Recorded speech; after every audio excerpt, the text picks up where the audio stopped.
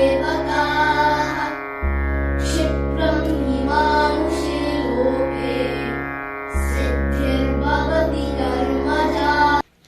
ಓಂ ಶ್ರೀ ಗುರುಭ್ಯೋ ನಮಃ. ವಸುದೇವಸುತಂ ದೇವಂ ಕಂಸಚಾಣೂರಮರ್ದನಂ ದೇವಕಿ ಪರಮಾನಂದಂ ಕೃಷ್ಣಂ ವಂದೇ ಜಗದ್ಗುರುಂ. ಕರ್ಮಗಳ ದಿವ್ಯತೆ ವಿವರಿಸುತ್ತಾ ಶ್ರೀ ಕೃಷ್ಣ ಪರಮಾತ್ಮ 14ನೇ ಶ್ಲೋಕದಲ್ಲಿ ಹೇಳುತ್ತಾರೆ, ಕರ್ಮಗಳ ಫಲದಲ್ಲಿ ನನಗೆ ಸ್ಪೃಹೆ ಅಂದರೆ ಇಚ್ಛೆ ಇಲ್ಲ. ಅದಕ್ಕಾಗಿ ನನಗೆ ಕರ್ಮಗಳು ಅಂಟಿಕೊಳ್ಳುವುದಿಲ್ಲ. ಈ ಪ್ರಕಾರ ಯಾರು ನನ್ನನ್ನು ನನ್ನ ತತ್ವದಿಂದ ತಿಳಿಯುತ್ತಾರೋ ಅವರೂ ಕೂಡ ಕರ್ಮಗಳಿಂದ ಬಂಧಿತರಾಗುವುದಿಲ್ಲ ಅಂತ. ಈ ಶ್ಲೋಕದಲ್ಲಿ ನ ಅಂತಂದರೆ ಇಲ್ಲ, ಅದಕ್ಕಾಗಿ ಮಾಂ ಅಂತಂದರೆ ನನಗೆ, ಕರ್ಮಾಣಿ ಅಂದರೆ ಕರ್ಮಗಳು, ನ ಲಿಂಪಂತಿ ಅಂತಂದರೆ ಅಂಟಿಕೊಳ್ಳುವುದಿಲ್ಲ, ಇತಿ ಅಂದರೆ ಈ ಪ್ರಕಾರ, ಯಹ ಅಂದರೆ ಯಾರು, ಮಾಂ ಅಂದರೆ ನನ್ನನ್ನು, ಅಭಿಜಾನಾತಿ ಅಂತಂದರೆ ತತ್ವದಿಂದ ತಿಳಿಯುತ್ತಾನೋ, ಸಹ ಅಂದರೆ ಅವನೂ ಕೂಡ, ಕರ್ಮಭೀಹಿ ಅಂತಂದರೆ ಕರ್ಮಗಳಿಂದ, ನ ಬದ್ಧತೆ ಅಂತಂದರೆ ಬಂಧಿತನಾಗುವುದಿಲ್ಲ ಅಂತ ಅರ್ಥ.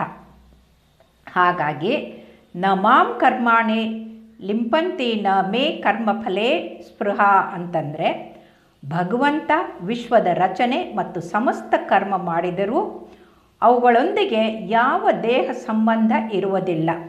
ಪರಮಾತ್ಮನ ಕರ್ಮದಲ್ಲಿ ಯಾವುದೇ ತರಹದ ವ್ಯತ್ಯಾಸ, ಪಕ್ಷಪಾತ, ವಿಷಮತೆ, ಲೋಪದೋಷ ಅವುಗಳ ಲವಲೇಶವೂ ಇರುವುದಿಲ್ಲ. ಕರ್ಮಫಲದ ಕಿಂಚಿತ್ ಆಸಕ್ತಿ, ಮಮತೆ ಅಥವಾ ಕಾಮನೆ ಕೂಡ ಇರುವುದಿಲ್ಲ.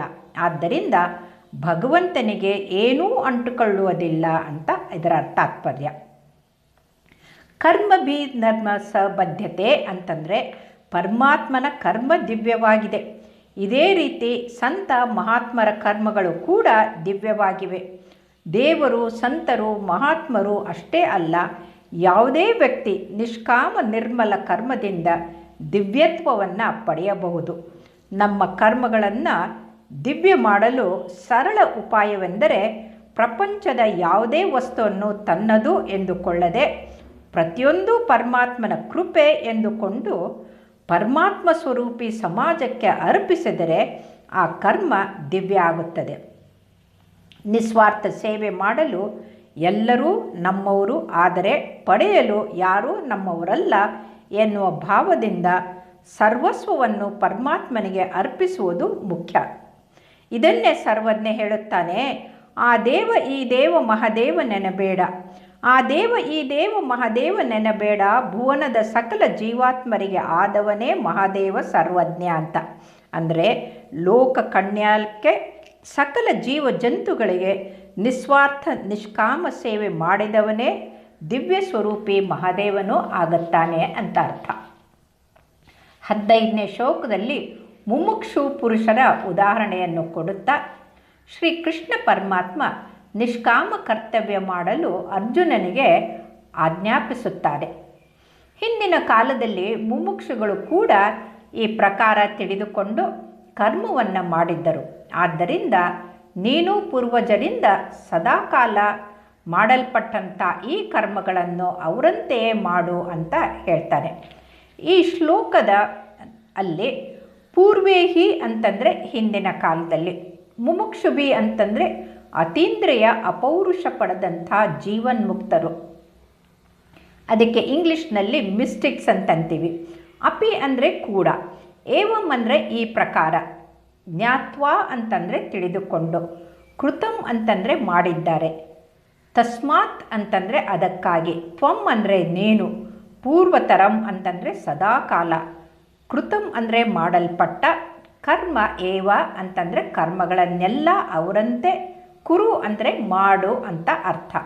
ಇಲ್ಲಿ ಏವಂ ಜ್ಞಾತ್ವಾ ಕೃತಂ ಕರ್ಮ ಪೂರ್ವೈರಪಿ ಮುಮುಕ್ಷುಭಿ ಅಂತಂದರೆ ಹಿಂದಿನ ಕಾಲದಲ್ಲಿ ಅಪೌರುಷಕರಾದಂಥ ಅತೀಂದ್ರಿಯ ಮುಮುಕ್ಷುಗಳು, ಮುಕ್ತಿ ಪಡೆಯುವಂಥ ಪುರುಷರು ತಮ್ಮ ಕರ್ತವ್ಯ ಮಾಡಿ ಶ್ರೇಯಸ್ಸಿನ ಮಾರ್ಗದಲ್ಲಿ ನಡೆದು ಮುಕ್ತಿ ಪಡೆದರು. ಆದ್ದರಿಂದ ನೀನು ಕೂಡ ಅವರಂತೆ ನಿಷ್ಕಾಮ ಕರ್ತವ್ಯ ಮಾಡು. ಮುಮುಕ್ಷ ನಂತರ ಮನುಷ್ಯನು ಕರ್ಮದ ಅಧಿಕಾರಿಯಾಗಿರದೆ ಜ್ಞಾನದ ಅಧಿಕಾರಿಯಾಗಿರುತ್ತಾನೆ ಎಂದು ಶಾಸ್ತ್ರಗಳಲ್ಲಿ ಪ್ರಸಿದ್ಧಿ ಇದೆ. ಆದರೂ ಮುಮುಕ್ಷುಗಳು ಕರ್ಮಯೋಗದ ತತ್ವವನ್ನು ತಿಳಿದುಕೊಂಡು ಕರ್ಮ ಮಾಡಿದ್ದಾರೆ. ಆದ್ದರಿಂದ ಮೋಕ್ಷವನ್ನು ಬಯಸುವ ಮುಮುಕ್ಷುಗಳು ಕರ್ತವ್ಯ ತ್ಯಾಗ ಮಾಡದೆ ನಿಷ್ಕಾಮ ಭಾವದಿಂದ ಕರ್ತವ್ಯವನ್ನು ಮಾಡಬೇಕು ಅಂತ ಹೇಳ್ತಾರೆ. ಹಾಗಾಗಿ ಸಾಕ್ಷಾತ್ಕಾರ ಪಡೆದ ನಂತರ ಕೂಡ ಸಮಾಜ ಹಿತಕ್ಕಾಗಿ ಕೆಲಸ ಮಾಡುವುದನ್ನು ನಿಲ್ಲಿಸಬಾರದು. ಕರ್ಮಗಳನ್ನು ಮಾಡುತ್ತಾ ಯೋಗದಲ್ಲಿ ಸ್ಥಿತನಾಗುವುದು ಮತ್ತು ಯೋಗದಲ್ಲಿ ಸ್ಥಿತನಾಗಿದ್ದುಕೊಂಡು ಕರ್ಮ ಮಾಡುವುದು ಕರ್ಮಯೋಗದ ತತ್ವವಾಗಿದೆ. ಇಲ್ಲಿ ಕರ್ಮಗಳು ಪ್ರಪಂಚಕ್ಕಾಗಿ ಮತ್ತು ಯೋಗವು ತನಗಾಗಿ ಇರುತ್ತದೆ. ಕರ್ಮ ಮಾಡುವುದು ಪ್ರವೃತ್ತಿ ಮತ್ತು ಕರ್ಮ ಮಾಡದಿರುವುದು ನಿವೃತ್ತಿ. ಎರಡರಿಂದಲೂ ಮೇಲೆ ಕೇಳಬೇಕಾದರೆ ಯೋಗಿಯಾಗಬೇಕು. ಕುರು ಕರ್ವೈವ್ಯ ತಸ್ಮಾತ್ವಃ ಪೂರ್ವೇಹಿ ಪೂರ್ವತರಂ ಕೃತಂ ಅಂತಂದರೆ ಇತರ ಮುಮುಕ್ಷುಗಳಂತೆ ನೀನು ಲೋಕ ಹಿತಾರ್ಥ ಕರ್ಮ ಮಾಡು ಅಂತ ಆಜ್ಞೆ ಮಾಡುತ್ತಿದ್ದಾರೆ ಶ್ರೀಕೃಷ್ಣ ಪರಮಾತ್ಮ. ಶರೀರ, ಇಂದ್ರಿಯಗಳು, ಮನ ಮೊದಲಾದ ಕರ್ಮದ ಎಲ್ಲ ಸಾಮಗ್ರಿಯೂ ತನ್ನಿಂದ ಭಿನ್ನ ಹಾಗೂ ಪ್ರಪಂಚದಿಂದ ಭಿನ್ನವಾಗಿದೆ. ಅದು ಪ್ರಪಂಚದ ಸೇವೆಗಾಗಿ ಸಿಕ್ಕಿದೆ ಎಂದು ತಿಳಿಸಿ ಮುಂದಿನ 16ನೇ ಶ್ಲೋಕದಲ್ಲಿ ಕರ್ಮಗಳನ್ನು ತತ್ವದಿಂದ ತಿಳಿಯಲಿಕ್ಕಾಗಿ ಶ್ರೀಕೃಷ್ಣ ಪರಮಾತ್ಮ ಹೇಳುತ್ತಾರೆ. ಕರ್ಮ ಎಂದರೇನು ಮತ್ತು ಅಕರ್ಮವು ಯಾವುದು ಎಂಬುದಾಗಿ ಈ ವಿಷಯದಲ್ಲಿ ವಿದ್ವಾಂಸರು ಕೂಡ ಮೋಹಿತರಾಗಿದ್ದಾರೆ, ಮೋಸ ಹೋಗಿದ್ದಾರೆ. ಆದ್ದರಿಂದ ಆ ಕರ್ಮ ತತ್ವವನ್ನು ನಾನು ನಿನಗೆ ಚೆನ್ನಾಗಿ ಹೇಳುವೆನು, ಕೇಳು. ಇದನ್ನು ತಿಳಿದುಕೊಂಡು ನೀನು ಅಶುಭವಾದ ಸಂಸಾರ ಬಂಧನದಿಂದ ಮುಕ್ತನಾಗುವೆ. ಕಿಂ ಕರ್ಮ ಅಂತಂದರೆ ಸಾಧಾರಣವಾಗಿ ಮನುಷ್ಯರು ಶರೀರ ಮತ್ತು ಇಂದ್ರಿಯಗಳ ಕ್ರಿಯೆಗಳನ್ನು ಕರ್ಮ ಎಂದು ತಿಳಿಯುತ್ತಾರೆ. ಶರೀರ ಮತ್ತು ಇಂದ್ರಿಯಗಳ ಕ್ರಿಯೆ ನಿಂತರೆ ಅಕರ್ಮ ಎಂದು ತಿಳ್ಕೊಳ್ತಾರೆ. ಆದರೆ ಭಗವಂತ ಶರೀರ, ವಾಣಿ ಮತ್ತು ಮನಸ್ಸಿನಿಂದ ಆಗುವ ಎಲ್ಲ ಕ್ರಿಯೆಗಳನ್ನು ಕರ್ಮವೆಂದು ಒಪ್ಪುತ್ತಾರೆ. ಹಾಗಾಗಿ ಶರೀರ ವಾಂಗ್ಮನೋಭಿರ್ತಕರ್ಮ ಪ್ರಾರಂಭೆ ನರಹ ಅಂತಂದರೆ ಭಾವಕ್ಕೆ ಅನುಸಾರವೇ ಕರ್ಮಗಳ ಸನ್ನೆ ಇರುತ್ತದೆ. ಭಾವ ಬದಲಾದಾಗ ಕರ್ಮದ ಸನ್ನೆಯೂ ಕೂಡ ಬದಲಾಗುತ್ತದೆ ಎನ್ನುತ್ತಾರೆ ಪರಮಾತ್ಮ. ಕರ್ಮವನ್ನು ತ್ಯಜಿಸೋದು ಅಕರ್ಮವಲ್ಲ. ಅಂದರೆ ಕೆಲಸ ಮಾಡದೇ ಇರೋದು ಅಕರ್ಮ ಅಲ್ಲ. ನಿರ್ಲಿಪ್ತನಾಗಿ ನಿಷ್ಕಾಮದಿಂದ ನಿರ್ಮಲ ಮನಸ್ಸಿನಿಂದ ಮಾಡುವ ಕರ್ಮ ಇದು ನಿಜವಾದ ಅಕರ್ಮ ಅಂತ. ಎಷ್ಟೋ ಶಾಸ್ತ್ರ ತತ್ವ ತಿಳಿದಂಥ ವಿದ್ವಾಂಸರು ಕೂಡ ಅಕರ್ಮ ಅಂದರೆ ಏನು ಅಂತ ಅರಿಯದೆ ಮೋಹಿತರಾಗಿದ್ದಾರೆ. ಆದ್ದರಿಂದ ಯಾವ ಕರ್ಮ ಹೇಗೆ ಮಾಡಿದರೆ ಮನುಷ್ಯ ಭವಬಂಧನದಿಂದ ಬಂಧಿತನಾಗುತ್ತಾನೋ ಅದನ್ನು ತಿಳಿದರೆ ಮಾತ್ರ ಕರ್ಮ ಅಕರ್ಮದ ಮರ್ಮ ಅರಿಯಬಹುದು ಅಂತ ಹೇಳ್ತಾರೆ. ನಿರ್ಲಿಪ್ತನಾಗಿ ಕರ್ಮ ಮಾಡುವುದು ಅಥವಾ ಕರ್ಮ ಮಾಡುತ್ತಾ ನಿರ್ಲಿಪ್ತನಾಗಿರುವುದು ನಿಜವಾದ ಅಕರ್ಮಾವಸ್ಥೆ ಅಂತ ತಿಳಿಸ್ತಾರೆ. ಕವಯೋಪ್ಯತ್ರ ಮೋಹಿತಃ ಅಂತಂದರೆ ಕರ್ಮ ಮತ್ತು ಅಕರ್ಮದ ತತ್ವ ತಿಳಿದವರಲ್ಲಿ ಬುದ್ಧಿವಂತರು, ವಿದ್ವಾಂಸರು ಮೋಸ ಹೋಗುತ್ತಾರೆ. ಅರ್ಥಾತ್ ಇದನ್ನು ಒಂದೇ ಕರ್ಮಯೋಗಿ, ಸಿದ್ಧರಾದ ಅನುಭವಿ ತತ್ವಜ್ಞರು ಇಲ್ಲ, ಭಗವಂತ ಮಾತ್ರ ಅರಿಯುತ್ತಿದ್ದಾನೆ. ತತ್ತೇ ಕರ್ಮ ಪ್ರವಕ್ಷ್ಯಾಮಿ ಅಂತಂದರೆ ಜೀವಿಯು ಸಕಾಮ ಕರ್ಮದಿಂದ ಬಂಧಿತನಾಗಿದ್ದಾನೆ, ನಿಷ್ಕಾಮ ಕರ್ಮದಿಂದ ಮುಕ್ತನಾಗುತ್ತಾನೆ ಅಂತ. ಯಜ್ಞತ್ವ ಮೋಕ್ಷಸೆ ಶುಭತ್ ಅಂತಂದರೆ ಜೀವಿಯು ಸ್ವಯಂ ಶುಭವಾಗಿದ್ದಾನೆ, ಆದರೆ ಪರಿವರ್ತನಶೀಲ ಪ್ರಪಂಚ ಅಶುಭವಾಗಿದೆ. ಇದರಿಂದ ಜೀವ ಸ್ವಯಂ ಪರಮಾತ್ಮನ ಅಂಶವಾಗಿದ್ದರೂ ಕೂಡ ಪ್ರಾಪಂಚಿಕ ಭೋಗಗಳಲ್ಲಿ ಸಿಲುಕಿಕೊಂಡು ಪರಮಾತ್ಮನಿಂದ ವಿಮುಖರಾಗಿ ಭಗವಂತನನ್ನು ಮರೆಯುತ್ತಾರೆ. ಆದ್ದರಿಂದ 17ನೇ ಶ್ಲೋಕದಲ್ಲಿ ಶ್ರೀಕೃಷ್ಣ ಪರಮಾತ್ಮ ಕರ್ಮಗಳ ತತ್ವ ತಿಳಿಸಲು ಪ್ರೇರೇಪಿಸುತ್ತಾರೆ.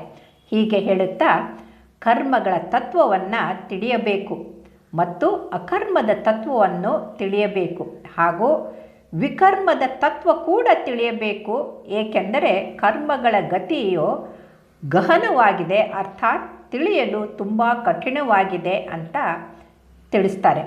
ಈ ಶ್ಲೋಕದಲ್ಲಿ ಕರ್ಮಣೋ ಹ್ಯಮಿ ಬೋಧ್ಯವ್ಯಂ ಅಂತಂದರೆ ಕರ್ಮವು ಸ್ವರೂಪ ಒಂದೇ ಆಗಿ ಕಂಡರೂ, ಮೇಲೆ ನೋಟಕ್ಕೆ ಒಂದೇ ಕಂಡರೂ ಅಂತಃಕರಣದ ಭಾವಕ್ಕನುಸಾರ ಕರ್ಮ, ಅಕರ್ಮ ಮತ್ತು ವಿಕರ್ಮ ಅಂತ 3 ತರಹದ ಕರ್ಮಗಳಿವೆ. ಶಾಸ್ತ್ರಕ್ಕೆ ಅನುಸಾರವಾದರೂ ಸಕಾಮ ಅಂದರೆ ಅದರಲ್ಲಿ ತನ್ನ ಇಚ್ಛೆಯನ್ನು ಇಟ್ಕೊಂಡು ಮಾಡಿದರೆ ಅದು ಕರ್ಮ ಆಗುತ್ತದೆ. ಅದು ಸಾಮಾನ್ಯವಾಗಿ ಎಲ್ಲರೂ ಮಾಡುವಂಥದ್ದು. ಆದರೆ ಫಲೇಚ್ಛಾ ಮಮತಾ ಆಸಕ್ತಿಗಳಿಲ್ಲದೆ ಕೇವಲ ಬೇರೆಯವರ ಹಿತಕ್ಕಾಗಿ, ಲೋಕದ ಕಲ್ಯಾಣಕ್ಕಾಗಿ ಮಾಡುವ ಕರ್ಮವು ಅಕರ್ಮವಾಗಿದೆ. ಆದರೆ ಶಾಸ್ತ್ರಗಳ ವಿರುದ್ಧ ಇತರರಿಗೆ ಹಿಂಸೆ ಕೊಟ್ಟು ದುಃಖಪಡಿಸುವ ಭಾವದಿಂದ ಮಾಡಿದ ಅದು ವಿಕರ್ಮವಾಗಿದ್ದು, ಅದು ನಿಷಿದ್ಧ ಕರ್ಮವಾಗಿದೆ, ಅದು ಪಾಪಕರ್ಮವಾಗಿದೆ ಅಂತ ತಿಳಿಸ್ತಾರೆ ಪರಮಾತ್ಮ. ಅಕರ್ಮಣ್ಣಶ್ಚ ಬೋಧ್ಯವ್ಯಂ ಅಂತಂದರೆ ಆಸೆ ಕಾಮನೆಯಿಂದ ಕರ್ಮ ಮಾಡಿದಾಗ ದಿನೇ ದಿನೇ ಕಾಮನೆ ಹೆಚ್ಚುತ್ತಾ ಹೋಗುತ್ತೆ. ಇದರಿಂದ ದುರಾಸೆಯಿಂದ ಪಾಪಕರ್ಮ ಅಂದರೆ ವಿಕರ್ಮವಾಗುತ್ತದೆ. ಉದಾಹರಣೆಗೆ, ರೋಗಿಯ ಚಿಕಿತ್ಸೆಯನ್ನು ನಿಷ್ಕಾಮವಾಗಿ ಕೇವಲ ಜೀವ ಉಳಿಸುವ ಆ ಕುಟುಂಬದ ಸಹಾಯಕ್ಕಾಗಿ ಅಂತ ಶ್ರಮಿಸಿದಾಗ ವೈದ್ಯರ ಕರ್ತವ್ಯ ಅಕರ್ಮವಾಗುತ್ತದೆ. ಜನರು ಅವರನ್ನು ದೇವರಂತೆ ನೋಡ್ತಾರೆ. ಆದರೆ ಚಿಕಿತ್ಸೆಯಿಂದ ಎಷ್ಟು ಹಣ ಬರುವುದು, ತನಗೆ ಎಷ್ಟು ಲಾಭ ಆಗುವುದು ಅಂತ ಯೋಚಿಸಿಕೊಂಡು ಬಿಲ್ ಕಡೆಗೆ ಗಮನ ಕೊಟ್ಟು ಚಿಕಿತ್ಸೆ ಕೊಟ್ಟರೆ ಅದು ಕರ್ಮ ಆಗುತ್ತದೆ. ಆದರೆ ರೋಗಿ ಸತ್ತರೂ ಪರವಾಗಿಲ್ಲ, ನನಗೆ ಹೆಚ್ಚು ಹಣ ಬರಬೇಕು, ಬಿಲ್ ಹೆಚ್ಚಾಗಬೇಕು ಅಂತ ದುರಾಸೆಯಿಂದ ಮಾಡಿದ್ದು ವಿಕರ್ಮ ಆಗುತ್ತದೆ, ಅದು ಪಾಪದ ಕರ್ಮವಾಗುತ್ತದೆ. ಹಾಗೆ ಗಹನಾ ಕರ್ಮಣೋ ಗತಿ ಅಂತಂದರೆ ಎಂಥ ಕರ್ಮ ಬಂಧನ ಮುಕ್ತರು ಆಗಿರಿಸೋದು, ಎಂಥ ಕರ್ಮ ಬಂಧಿಸೋದು ಎಂದು ನಿರ್ಣಯ ಮಾಡುವುದು ಕಷ್ಟಕರವಾಗಿದೆ ಅಂತ. ಇದು ಅರ್ಥವಾದಾಗ ಅರ್ಜುನ ತನ್ನ ಕರ್ತವ್ಯ ಅಂದರೆ ಯುದ್ಧ ಮಾಡುವುದು ಘೋರ ಕರ್ಮ, ಪಾಪ, ಅದರಿಂದ ತನಗೆ ಪಾಪ ಉಂಟಾಗುತ್ತದೆ ಅಂತ ಹೆದರಿ ಯುದ್ಧ ಅಂದರೆ ತನ್ನ ಕರ್ಮವನ್ನು ಮಾಡದೆ ಕೈಚಲ್ಲಿ ಕುಳಿತಿದ್ದಾನೆ. ಇಂಥ ಕರ್ಮದಲ್ಲಿ ಶ್ರೀಕೃಷ್ಣ ಪರಮಾತ್ಮ ಕರ್ಮಗಳ ಬಗ್ಗೆ ಇಂಥ ಸಮಯದಲ್ಲಿ ತಿಳಿಸಿ ಮುಂದಿನ 18ನೇ ಶ್ಲೋಕದಲ್ಲಿ ಕರ್ಮದ ನಿಜ ಮರ್ಮ ಅರಿತ ಕರ್ಮಯೋಗಿಯ ಪ್ರಶಂಸೆ ಮಾಡುತ್ತಾ ಹೇಳುತ್ತಾರೆ.